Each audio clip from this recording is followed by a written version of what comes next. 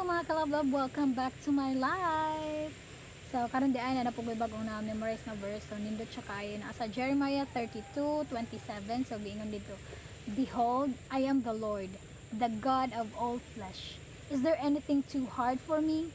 Diba kanindot kayo sa kana nga pulong sa Ginoo nga nagapa-remind sa ato ba nga way imposible sa Ginoo, walay lisod sa Ginoo kay siya ang Ginoo aning tanan, siya ang nagbuhat aning tanan tibuok kalibutan, di ba? So walay lisod, walay imposible sa Ginoo. So muna no nga kita nga mga Kristohanon, hangyo jud ta sa iya, no mag-pray jud ta sa iya, Lord, inani. So kay kung will na siya sa Ginoo, di ihatag jud na sa Ginoo, no bisag unsa pa na makaingon ka imposible di ana. Pero muna no kung will na sa Ginoo ihatag jud na niya. Of course, kung dili na will sa Ginoo, kabaw mas kabaw jud ang Ginoo, mas kabaw siya nga dili na makaayo sa imo, ha. So of course, di jud na niya ihatag sa imo, ha. And of course, kung napoy usap pa ka-answer ang Ginoo nga maghuwat. So basin di ay di test sa Ginoo imong taas nga pasensya. Giinat sa Ginoo imong pasensya, di asa ra ni kutob yang pasensya ug magpadayon pa ba ni siya ampo. Kung dili na ako tubagon inana ba, so walay lisod sa Ginoo, walay imposible sa Ginoo.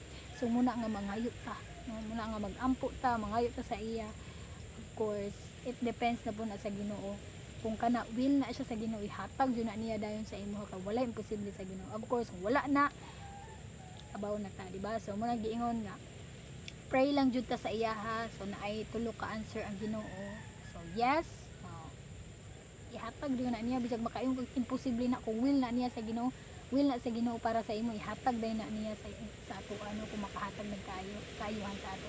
The next, no. So of course ang Ginoo sovereign, nakakita siya kung makaayo ba na sa ato or dili. So munang no. So napoy ka ng wait. So muto no ang wait na i-test po ta sa Ginoo no, ang atong pagsalig sa iya, kung makahuwat ba ta ng atong pasensya. Marco, love.